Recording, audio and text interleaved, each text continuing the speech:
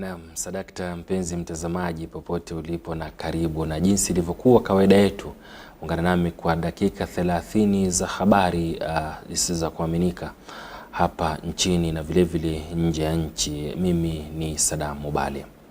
Rais Museveni amekutana na kufanya mazungumzo na mwendesha mashtaka mkuu wa mahakama ya kimataifa ya uhalifu ICC Karim Khan katika State House la Kasedo. Mkutano huo wa pande hizo mbili ulijadili pamoja na masuala mengine umuhimu wa Uganda kama chama cha serikali kinachoheshimiwa na ICC.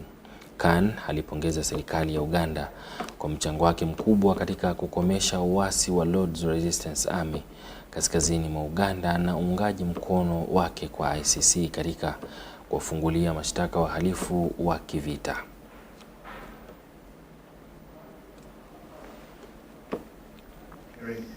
In absence to circulate the document containing charges more broadly in Uganda. This is because of an order from the judges, and the registry is doing that right now. But with the President, of course, we discussed a lot of other issues. The region is critically important. It's a region that has difficulties. Sudan, one is seeing very concerning reports. And the rule of law,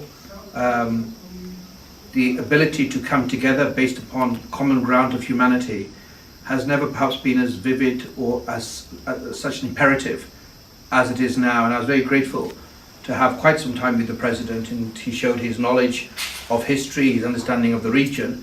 And I think collectively the Rome Statute principles that Uganda has signed up to, that is part of its culture, part of its legal system, combined also with the strategic approach of Uganda for stability, for security, and the respect for these fundamental rights. So it was a very productive meeting. I'm very grateful to the President for giving me so much of his time, and I hope to have many more opportunities to come to Uganda in the period ahead. Thank you. Wabunge wa Bunge la Afrika Mashariki wa kamati ya kilimo, utalii, maliasili wakiongozwa na mwenyekiti Francois Omukiza walifanya shughuli ya uangalizi wa tathmini ya utekelezaji wa miradi ya mipango ya shirika la uvuvi la Ziwa Victoria lililopo Jinja. Right now, the scope of Lake Victoria, Lake Fisheries Organization has only been on Lake Victoria, but because we are a member of the ESC, we think that the scope is going to widen, and they have assured us that when they are going to go back, they are going to see that this one is fast-tracked, so that all partner states from the East African Community become part of the organization. And that means that we are also going to change the name from Lake Victoria Fisheries Organization to East African Fisheries Organization, whereby all water bodies of the region or in the community are going to be handled. Wajumbe hao wa IALA walitembelea sekretarieti ya LVFO ambapo walipewa taarifa ya miradi inayoendelea na mipango ya kuboresha usimamizi wa juhudi za uhifadhi wa uvuvi katika bonde la Ziwa Victoria. Walijadili changamoto na fursa zinazolikabili shirika hilo na nchi wanachama wake. As the East African Legislative Assembly, we have the mandate to advocate for the funds allocation and enough funds so that they can, continue their work. For instance, we are working through another committee called the General Purpose Committee that is dealing with the funds and the budget of the community. So we will continue to raise awareness so that they can be given even more funds by partner states. But most of things is also to help them get like donors, because we meet with different people. We may have donors, we will talk to them about these activities they are doing, especially the one that is falls under our mandate. This is food security, climate change mitigation, and also supporting people to raise awareness by themselves around the lake. Baada ya ziara yao katika sekretarieti, wajumbe wa IALA walielekea katika taasisi ya taifa ya utafiti wa rasilimali za uvuvi NAFRI. Huko walijifunza kuhusu utafiti unaofanywa ili kukabiliana na changamoto zinazoikabili sekta ya uvuvi katika Ziwa Victoria, ikiwa ni pamoja na uvuvi haramu. So today we have hosted the honorable members from IALA, and we have informed them about what we are doing as a National Research Institute in Uganda, and now they are going for a boat cruise to experience a bit of what we do when we are on the lake. So kisha wanachama wa IALA walizunguka ziwa Victoria ili kujionea changamoto wanazokumbana nazo wavuvi wa eneo hilo na athari za shughuli za binadamu katika mfumo wa ekolojia wa ziwa hilo. Pia waliona shughuli za utafiti zinazofanywa na NAFRI na mashirika mengine ili kutatua changamoto hizo. They are doing quite a lot to ensure that we maximize on the market of the East Africa community and the larger market of the globe, so that our fish can find its way or can find its place in the global market. And we have seen that there is a very need to a harmonized policy which regulate the fisheries in all East Africa, because now each and every partner state is having its own regulation.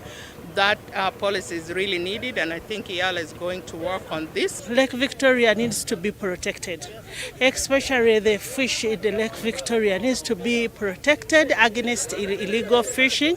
I've even realized that we need to do some mitigations. The fishermen need to be given alternatives. Otherwise, if we don't give them alternatives, they are overfishing the lake. Ziara ya wajumbe wa IALA kutembea LVFO na NAFRI iliwapa ufahamu muhimu kuhusu changamoto zinazoikabili bonde la ziwa Victoria na juhudi zinazofanywa kukabiliana nazo.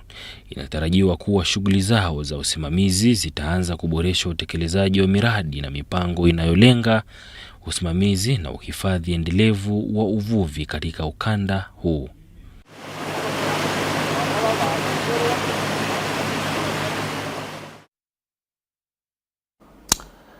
Na shule ya wavulana ya Namiryango iliandaa misa ya shukrani kusherehekea ufaulu bora wa wanafunzi wake katika mitihani ya kumaliza elimu ya msingi yani PLE.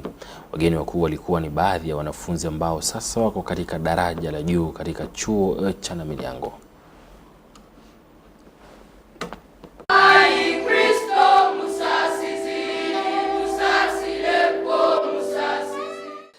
They kept on thanking God, listening to the words of Paul to the Thessalonians, that give thanks in all situations. Whatever you receive, you give thanks. God's heart has been touched because of our thanksgiving. And he said, what else can I give to these people? Let me give them some for this year. I want to thank everyone and to congratulate everybody who had a stake in this academic performance. The performance called for concerted effort, teamwork, collaboration, commitment, selfless service, and dying a little in terms of extra input. I cannot forget the school administration headed by the head teacher, your deputies, and your staff, the support staff. I want to say thank you for a job well done. I thank our school and the clergy for this chance that they gave us. It's really easy for us, I'd say. We thank God for the teachers. We thank the whole Namiryango fraternity.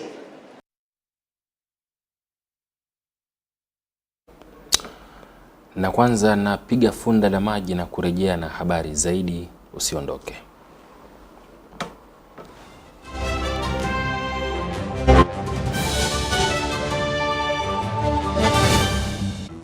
Fred!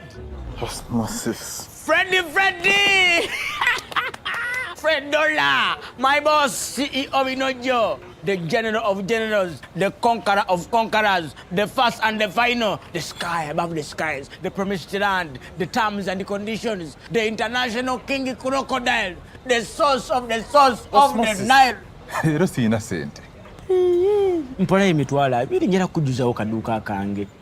the signs and symptoms of success. The bank commander, not the bank teller. Lwachuka lubirizwa kufuna loan goina MTN Momo wesotinge kozesa Momo app omanyika star emumu kagatano star tano hash okufuna loan ya mango londa koloni ekukolera okuva mu loan ezebikeye njawulo eziva mu bannaffe betukolagana nabo nga tuli wamu tewali kitulema. Nyati Motion Pictures brings you Tuko Pamoja Ankole segment. Learn about the fabrication of Ankole Kingdom from Nkore, the beautiful village of milk and honey at the detriment of Mpororo states. Ankole as a kingdom came about in 1901. Ankole is a colonial fabrication. And all these so small kingdoms were counties of the original Itara. Ruhinda Ruanjunachi, who was a Mtrezi, the son of Wamara Ruhanjanjojuruhabwera. And that's the rulers of Ankole called Bahinda. Who are the pre-colonial heroes from Ankole? Is it Rutaraka, Muguta, is it Intare, Kitabanyoro? Find out from Tuko Pamoja. Premiering on Wednesday, 28th February at 5 p.m. to 9:30 p.m. at the National Theatre. To get a ticket, call 0778 787 660. Tuko Pamoja?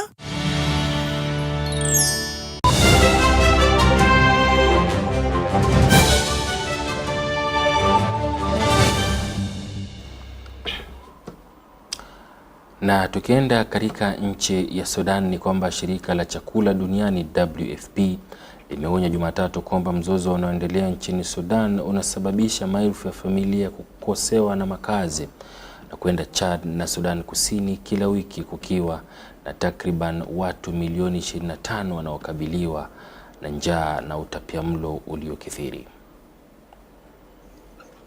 Kwa mujibu wa WFP, zaidi ya watu 500,000 wanakimbia vita kutoka Sudan, wakivuka mpaka na kuingia Sudan Kusini katika mji wa Renk tangu kuzuka kwa mapigano Aprili mwaka uliopita. Wengi wao ni raia wa Sudan Kusini waliokuwa wanaishi Sudan, lakini kumekuwa na idadi inayoongezeka ya wakimbizi wa Sudan katika miezi michache iliyopita. Huko Sudan Kusini, familia zinazotoroka Sudan ni 35% ya wale wanaokabiliwa na njaa kali, licha ya kuwepo 3% ya watu wote nchini humo. Mehida Ibrahim, mwanamke mwenye umri wa miaka 27 kutoka Sudan karibu na mji wa Khartoum, aliyekimbia mapigano na mume wake na watoto 3, anapokea biskuti yenye lishe kutoka WFP kwa ajili ya watoto wake katika kituo cha Renk cha watu wanaopita hapo. Tumekuja na basi. Imetuchukua sisi siku 2 kufika hapa. Tumetokea Sudan kwa sababu ya vita. Tumekuja kutafuta mahali pa kuishi na kubaki. Tunachohitaji ni chakula. Msaada wa haraka ni chakula ili tuweze kuishi. Achal Chand, mtaalamu wa masuala ya lishe wa WFP, anasema kiwango cha utapiamlo kinaongezeka kwa haraka sana miongoni mwa watoto ambao wanapita katika vituo vya muda kama vile hiki cha Renk. Kiwango cha utapiamlo kiko juu. Tunagundua kuwa wanaoathiriwa sana ni wanawake na watoto, na ndio maana kiwango cha huduma kipo katika mpaka kwa haraka wakati wanavuka, lakini pia wanapohamia katika kituo cha muda. Kwa mujibu wa WFP, takriban 4% ya watoto chini ya umri wa miaka 5 wanaokatisha mpaka kuingia Sudan Kusini wana utapiamlo wakati wakiingia nchini humo. Lakini katika kituo cha muda cha Renk, hii inaongezeka kuwa 1 kati ya watoto 4 kuendana na muda mrefu wanaokuwepo katika kituo wana uwezekano mkubwa sana wa kupata utapiamlo. Watoto walio chini ya umri wa miaka 5 wako katika hatari kubwa zaidi. Kiwango cha njaa na utapiamlo mbaya sana kimepitiliza nchini Sudan tangu ghasia zilipozuka. Michael Danford ni mkurugenzi mkuu wa WFP Afrika Mashariki. Watu wanaondoka Sudan, wanakimbia Sudan kwa sababu ya vita, kwa sababu ya ghasia, na wanaishi hapa ambapo WFP na mashirika mengine yanatoa msaada wa misingi, lakini ni changamoto kubwa sana. Ni joto yenye nyuzi 40 leo. Watu kama unavyoona wanawasili na vitu vidogo sana kama wanavyoweza kuchukua. Wanaandikishwa, wanapewa msaada ya msingi na wanaombwa kuendelea mbele Sudan Kusini. Kuna jumla ya watu bilioni 18 wenye mahitaji makubwa ya chakula katika maeneo ya vita, na takriban watoto milioni 3.8 wa Sudan chini ya umri wa miaka 5 ambao wanautapia mlo kwa mujibu wa WFP. Lakini wale wanaovuka mpaka kuingia Sudan Kusini wanaungana na familia na wanakabiliwa na mgao mdogo na njaa kali. Miaka 5 ya vita na mafuriko ambayo hayakutarajiwa imesukuma Sudan Kusini katika hali mbaya, kukiwa na 75% ya watu milioni 12 kuwa na uhitaji mkubwa wa kibinadamu na takriban wengine milioni 3 kuwa na njaa kali. Harrison Kamau, VOA, Washington DC.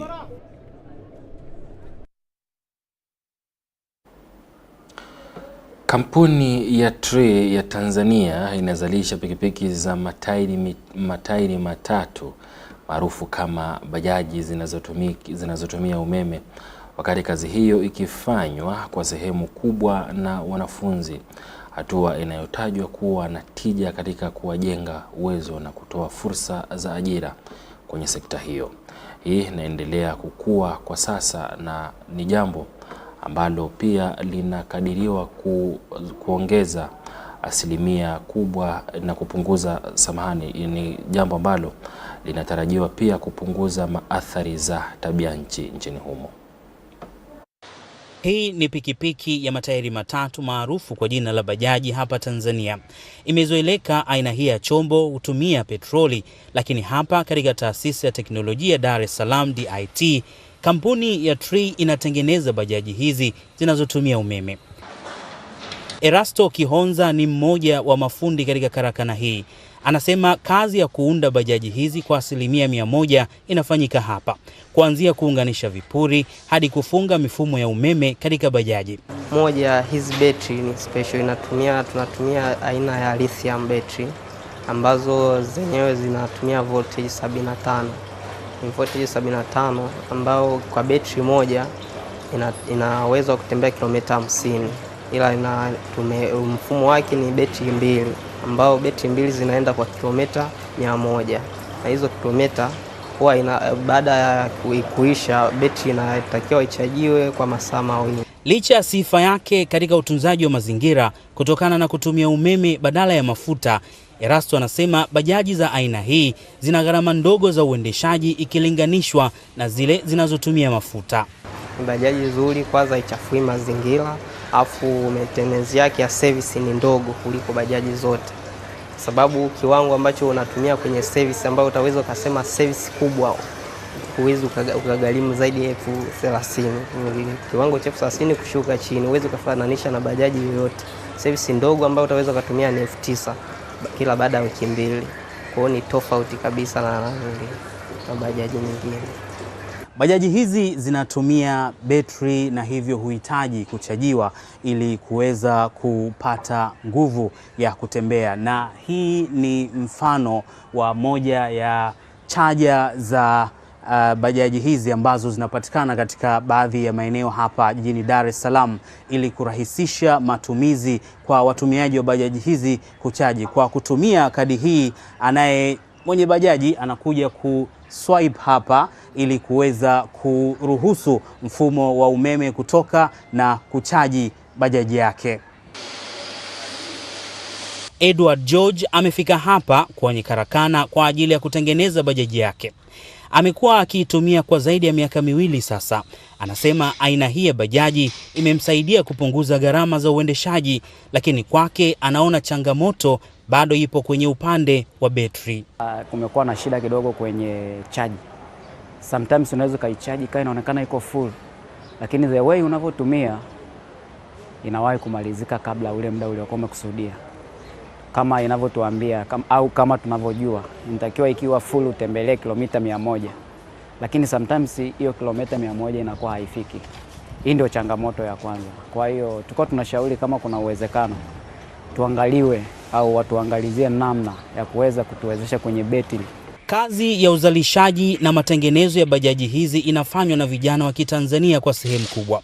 Kwa mujibu wa Mercy Kitomari, ambaye ni meneja wa sera wa kampuni ya Tree inayoshirikiana na taasisi ya teknolojia Dar es Salaam DIT kuzalisha aina hii ya bajaji. Sababu DIT ni chuo cha mambo ya ufundi, kwa hiyo hapa kuweza kufundisha mafundi na kuweza kuwa na ongezeko la mafundi mtaani.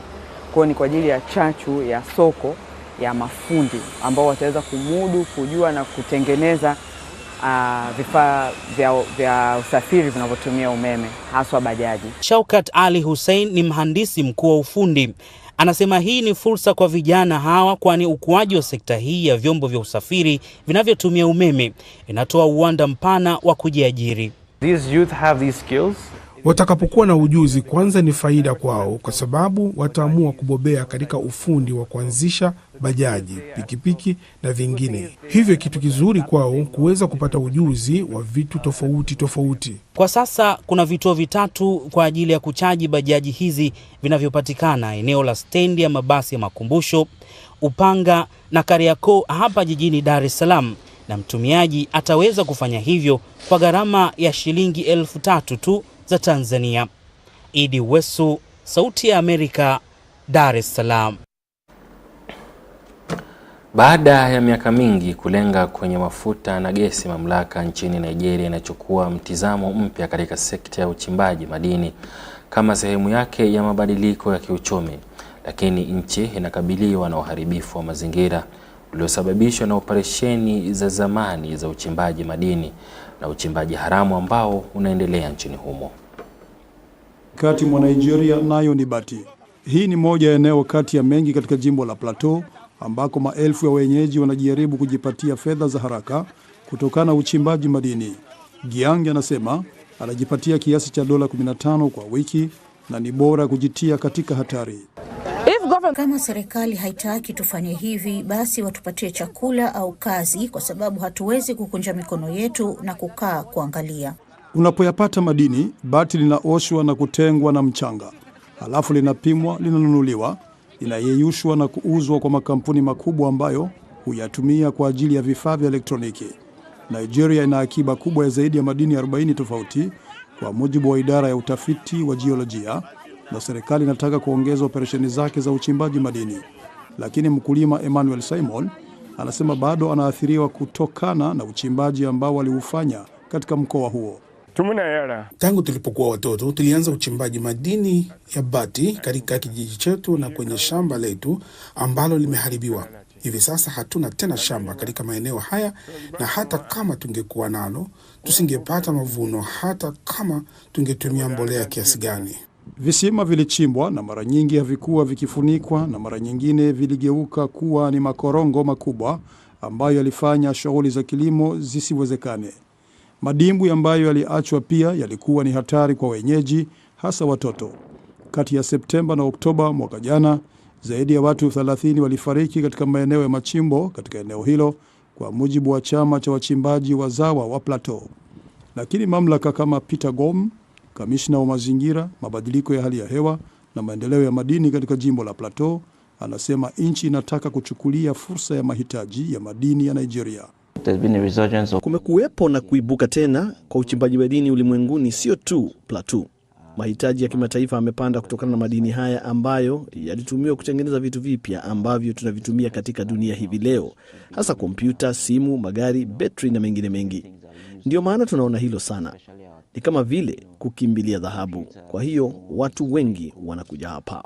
Gom anasema leseni zozote mpya za madini zitatolewa kwa mikataba ili kupunguza uharibifu wa mazingira na kuongeza thamani, kwa kuhakikisha makampuni yanaweka viwanda vya kuchakata madini nchini Nigeria. Mamlaka pia inajaribu kuleta operesheni haramu za wachimbaji wadogo wadogo kuingia katika kanuni za sheria. Serikali inaangalia. Hatutaki kuwazungumzia wachimbaji haramu. Tunawaangalia kama wachimbaji wadogo wadogo, na tunajihusisha nao katika ushirika na kuwapa nyenzo kufanya uchimbaji salama wa madini. Wakati huo huo, watu kama Giang wanasema wataendelea na uchimbaji wao haramu wa bati, na fedha wataziweka kwenye familia zao na kuwalisha. Patrick Nduimana, VOA, Washington. Naam, na tukiwa tunaendelea na habari zetu, ni kwamba ukosefu wa mtaji na ardhi bado ni changamoto kwa wanawake wanaojihusisha na kilimo, licha ya wao kuchangia kwa kiwango kikubwa katika uzalishaji wa chakula katika mataifa mengi barani Afrika. Katika kongamano la kilimo lililoandaliwa Nairobi wiki hii, wadau wametoa wito kwa serikali na asasi za kiraia kuongeza juhudi ili kufikia malengo ya maendeleo endelevu na pia kukabiliana na baa la njaa.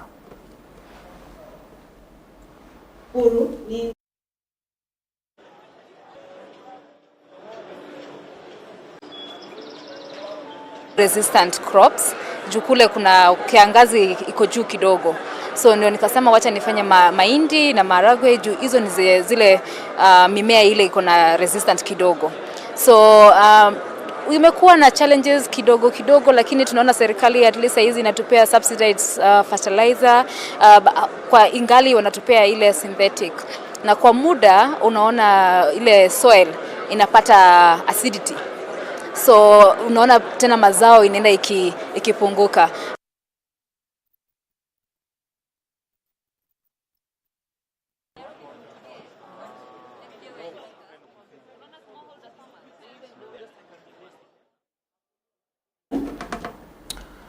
Naam, na muda umetupiga kisogo, basi habari hiyo inatamatisha na kukunja jamvi letu la UBC Habari siku ya leo. Kwa sasa ni hayo tu, usiku mwanana. Jina langu ni Sadam Muballe.